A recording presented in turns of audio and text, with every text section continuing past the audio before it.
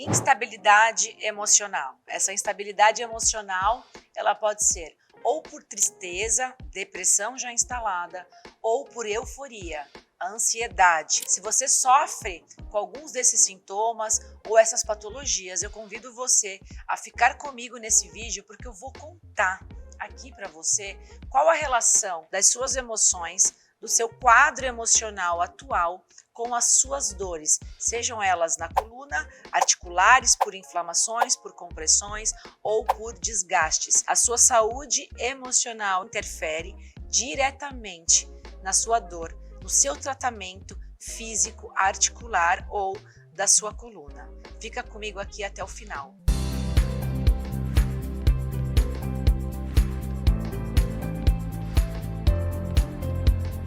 Olá, seja muito bem-vindo, muito bem-vinda a mais um vídeo.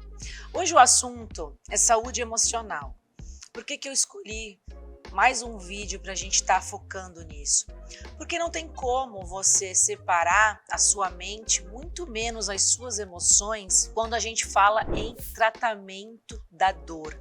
E as pessoas não fazem relação, elas não fazem a mínima ideia. Então esse vídeo, ele vai ajudar você que sofre com dor, vai te trazer um autoconhecimento e também vai ajudar você que pode muitas vezes não ter uma dor física, mas está sofrendo aí com patologias emocionais, tanto depressão quanto ansiedade. Já gravei aqui no canal 2 vídeos falando sobre isso. Um eu foquei em ansiedade, o outro eu foquei em depressão. Esse eu vou fazer aí uma somatória. E eu vou trazer para você um autoconhecimento dentro do estudo de como que o cérebro funciona, trazendo neurociência, trazendo aí informações da programação neurolinguística, da PNL, do poder do seu subconsciente, para que você consiga entender quais são essas relações desses sistemas e como que o seu corpo se comunica com o seu cérebro e como que o seu cérebro se comunica com o seu corpo. E a ponte que faz essa ligação são as suas emoções, partindo de um princípio que tudo começa no seu pensamento. Nós temos uma hierarquia na mente em que nós começamos pelo pensamento, que todo pensamento vai gerar um sentimento e esse sentimento vai gerar um comportamento. Esse comportamento, ele pode ser na minha fisiologia a nível de postura, então pessoas deprimidas têm uma postura cabisbaixa, a pessoa tem dificuldade de levantar a cabeça e ter uma postura reta, então ela tem um comportamento mais introvertido, de timidez, ela não tem vontade de conversar, ela não tem vontade de falar, ela não tem vontade de socializar. Então é assim que um determinado pensamento que está me gerando um determinado sentimento vai manifestar na minha postura. Já falei isso num vídeo sobre depressão, que uma das maneiras que nós conseguimos mudar o nosso estado emocional é através da nossa fisiologia. E essa fisiologia se enquadra em fazer atividade física e corrigir a sua postura. Então, ter uma boa postura não vai fazer bem só para a sua coluna, como também para as suas emoções. Porque a partir do momento que eu tenho uma postura reta, eu começo a me comportar como uma pessoa confiante. O meu corpo já manda uma informação para o meu cérebro que eu sou confiante. Uma pessoa deprimida, ela não está num estado emocional de empoderamento, de autoestima elevada, de confiança nela mesma. Não, por isso que ela está com as emoções muito alteradas. Então, a fisiologia, ela contribui muito. Então, essa hierarquia do pensamento para o sentimento, para chegar num comportamento, vai chegar nesse comportamento através da fisiologia a nível de postura, e esse comportamento também vai ser uma manifestação fisiológica em que o seu cérebro faz toda uma engenharia de produção de uma química cerebral dentro de neurotransmissores, que são hormônios que estão totalmente relacionados com as emoções, até chegar no seu corpo. Então, se eu tenho um pensamento ruim, negativo, geralmente as pessoas deprimidas, elas têm uma mente que está muito presa no passado, ela não esquece algo que aconteceu lá atrás. A sua mente, ela é totalmente atemporal, ela só vive no agora, ela não sabe o que é passado, o que é presente, o que é futuro. Então, esse acontecimento que está lá atrás está fazendo com que eu me sinta hoje deprimida. eu tenho gatilhos no meu dia a dia, a minha mente consciente traz essa imagem, vem sempre por imagens, automaticamente isso vai gerar um sentimento no meu corpo, esse sentimento vai fazer com que eu comece a ter uma produção aí de neurotransmissores correspondentes a esse sentimento. Então, a mesma coisa a ansiedade, é uma mente ligada no futuro, ao contrário, ela está presa no amanhã, ela não vive o agora. E aí, eu vou ficar pensando sempre no amanhã, tudo que eu tenho para fazer amanhã, automaticamente, eu já vou estar com essa imagem do amanhã na minha mente, a minha mente começa a ficar agitada, eu entro numa química cerebral de fuga, de estresse, de tensão, em que eu vou ter uma liberação de neurotransmissores ligados a isso. Então, os mais comuns, tanto numa situação quanto na outra, na tristeza ou na euforia, na depressão quanto na ansiedade, é o cortisol, a adrenalina e noradrenalina, que são hormônios que são altamente inflamatórios. Então, esses hormônios caem numa resposta fisiológica no meu corpo, eu já tenho uma porta aberta por ter uma lesão, já estou no processo inflamatório de hernia de disco, uma bursite, uma tendinite, seja em qual for a sua articulação, ou um processo até de artrose, de desgaste, que nesse momento está me apresentando muita dor. Com esses dois pensamentos, com esses dois estados emocionais e com essa engenharia em que o meu cérebro faz com essa produção desses neurotransmissores, tudo isso vai potencializar o meu quadro inflamatório, porque esses hormônios são inflamatórios. Sem contar que um paciente, no caso da ansiedade, essa mente em fuga, esse corpo apresentando todo esse estresse, principalmente por causa do cortisol, vai gerar cada vez mais espasmos musculares. E aí esse espasmo muscular vai gerar mais aí sobrecarga na minha articulação ou na minha inervação, que está me gerando uma dor irradiada. Vai irritar cada vez mais a minha inervação da minha coluna, por exemplo. Então é uma somatória de fatores. E o paciente deprimido, ele tem uma baixa dos hormônios do prazer. Ele tem uma baixa de dopamina, ele tem uma deficiência desses hormônios que estão ligados ao bem-estar, ocitocina, serotonina. Então eu não tenho como contrabalancear isso. Tem uma produção muito elevada dos hormônios inflamatórios, pela maneira como eu me sinto, porque começou num pensamento, e aí eu não tenho os outros hormônios que me trazem bem-estar. Um deles, mais importante na fase da dor, é a endorfina, que é um hormônio analgésico. Por isso que quando você faz uma atividade física de intensidade moderada a alta, você sai da academia anestesiado, com a sensação de estar flutuando. O paciente com dor crônica, automaticamente ele tem a sua dor aliviada depois de um treino desse.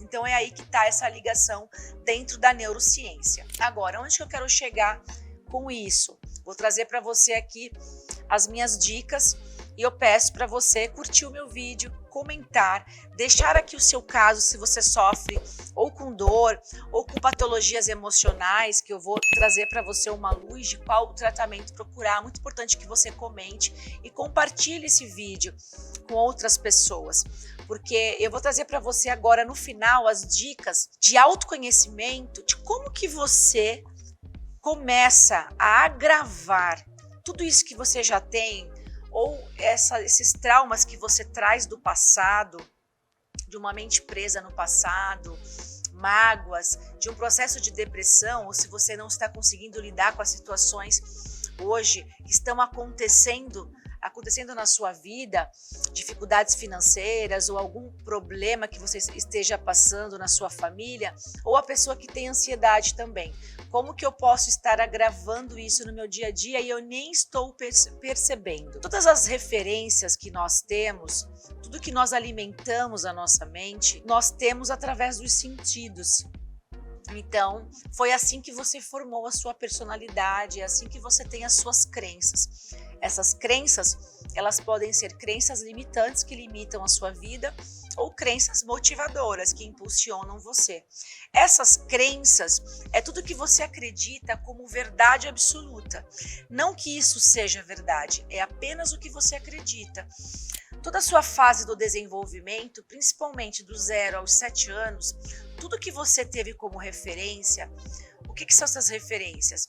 O ambiente que eu vivi, quem me criou, os meus pais, o que eu via, o que eu ouvia, o que eu comia, a escola que eu estudei, os amigos que eu tive, os professores que eu tive, todas as minhas referências externas na fase que eu era a maior esponja, que só a minha mente subconsciente, que corresponde a 95% de você, era que estava à tona, absorvendo tudo. Ali você foi desenvolvendo essas crenças através dos sentidos. Então, o que você via, o que você ouvia, só que você estava começando ainda a falar. Então, você vai formando a sua personalidade dentro de crenças que são instaladas na sua mente. Elas podem ser positivas, então se você recebeu muitas crenças aí de elogios, se você foi reconhecido no momento que você gostaria de ter sido, se você foi amado, se você teve muito amor nessa sua fase do crescimento, envolve muitas coisas, muitas situações. Por isso que hoje você se pega tendo determinadas atitudes que você no passado criticava da sua mãe, do seu pai, e hoje você executa. Só que você executa no piloto automático, você nem percebe. Por quê? Porque essas crenças estão instaladas na sua mente subconsciente.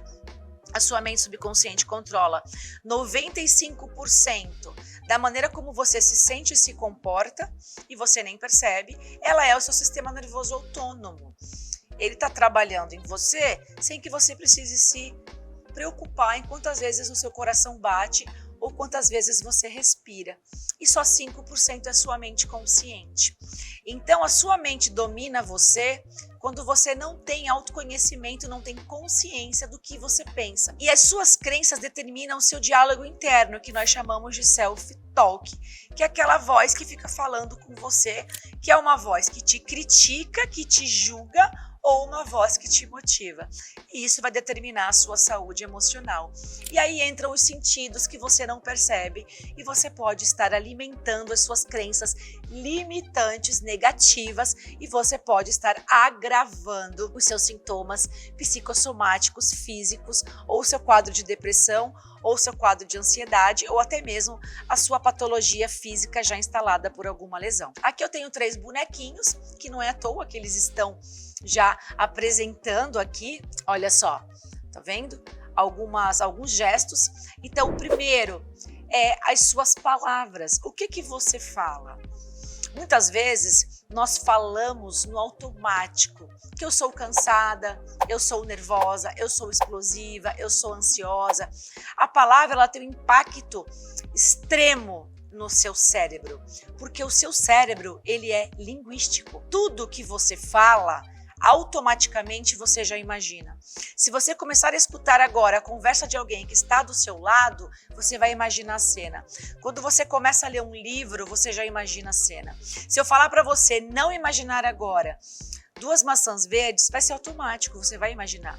Mesmo eu tendo colocado o não na frente. Sabe por quê? Porque o não tem representação linguística para o meu cérebro. Então, se eu repito todos os dias que eu vivo com dor, que tudo no meu corpo precisa ser trocado, jogado fora, que eu vivo cansada, que eu sou triste, deprimida, que eu não sou capaz, tudo no negativo, ou focando no meu sintoma, só falando da minha dor, reproduzindo a minha dor todos os dias, onde eu coloco o meu foco, cresce. Tudo que você foca, a sua mente, ela vai automaticamente começar a te mandar mais do mesmo, porque ela não sabe se isso é verdade ou mentira, ela apenas acredita. Então você está reforçando o seu processo inflamatório, você está reforçando o seu quadro de depressão, o seu quadro de dor ou de ansiedade. Você precisa fazer afirmações positivas, você precisa falar o que você quer e não o que você não quer. Então, ao invés de falar eu não quero ficar doente, diga eu sou saudável. Já mudou tudo para a sua mente. Ela começa a imaginar você correndo na praia, imaginar você fazendo atividade física que está ligada à saúde. Automaticamente, a sua mente subconsciente que está imaginando isso é o seu sistema nervoso autônomo. Ele vai trabalhar numa química cerebral a seu favor e não contra você. Então é por isso que ele diz para você colocar, ele põe a mãozinha na boca, para você orar e vigiar o que você fala. Segundo, ele está com a mão no outro sentido, que é a sua audição, seus ouvidos. O que você ouve? Com quem que você anda? Qual é o seu círculo de amizades? Essas pessoas querem a mesma coisa que você? Quais são os objetivos dela? Você vê muitos noticiários você lê muito sobre doença, você fica procurando no Google, ouvindo áudios em que as pessoas só falam em doença, tudo isso você está potencializando o que você tem. Ou se você convive com pessoas que só falam coisas negativas. E quando você fala, você escuta. Então, tudo que você aprendeu foi através desses sentidos. Então, é muito importante que você filtre tudo que você ouve. Pessoas negativas, coisas negativas. E o último, que ao meu ver é um dos mais importantes junto com a sua oratória, com a sua comunicação, é a sua visão. Tudo que a sua mente vê, ela acredita. Os seus olhos, eles são câmeras para o seu cérebro, para a sua mente. Nós filtramos através dos olhos. Pode ver que se você se vê numa situação de perigo, muitas vezes você está escutando que tem alguma coisa errada, que tem alguém se aproximando, mas não te faz tomar uma atitude tão abrupta como ver. Se você vê que tem alguém vindo na sua direção para fazer alguma coisa com você, é automático, você vai correr, porque o seu sistema nervoso vai entrar em fuga, porque é para isso que os seus olhos estão aí, para que você trabalhe nessa autoproteção. Então, tudo que eu vejo, a minha mente acredita. Ela não sabe o que é verdade, o que é mentira. Por isso que na fase do crescimento, os filmes, eles apresentam classificação indicativa nas crianças. Então, muitas vezes um filme que é de super-herói, tem lá que só pode assistir crianças acima de 12 anos. E você leva o seu filho com 6 anos. Aquela classificação tá ali porque a mente subconsciente dele não sabe que aquilo é uma ficção. E tem muita violência no filme. E aí você começa a instalar medo na mente do seu filho, e quando ele cresce, ele começa a apresentar aí vários comportamentos emocionais em que o fundo disso é o medo, e ele nem sabe que isso começou lá nos filmes que ele assistia, filme de terror. Então tudo que você assiste, noticiário que só fala em doença, em tragédia, em assalto, e você já é uma pessoa que está passando um quadro de depressão, ou uma pessoa que está com pânico, que tem medo de tudo, vai ver o noticiário em que só fala de tragédia e assalto, como que você vai curar o seu pânico? A sua mente está acreditando toda aquela situação que você está vendo no noticiário é com você. Os filmes que você assiste, o que você lê. Então, alimente a sua mente com o que você quer e não com o que você não quer. Então, eu trazer para você aqui agora os 3 sentidos não vai ajudar só você a sair de um quadro de dor física, como também a tratar o seu quadro emocional, trazendo autoconhecimento, consciência para tudo que você fala, para tudo que você ouve e para tudo que você vê. Isso é muito importante, isso é neurociência e isso é programação neurolinguística. Eu espero ter ajudado você. Fique comigo aqui nos próximos vídeos, eu trarei mais assuntos assim e muito obrigada e até a próxima.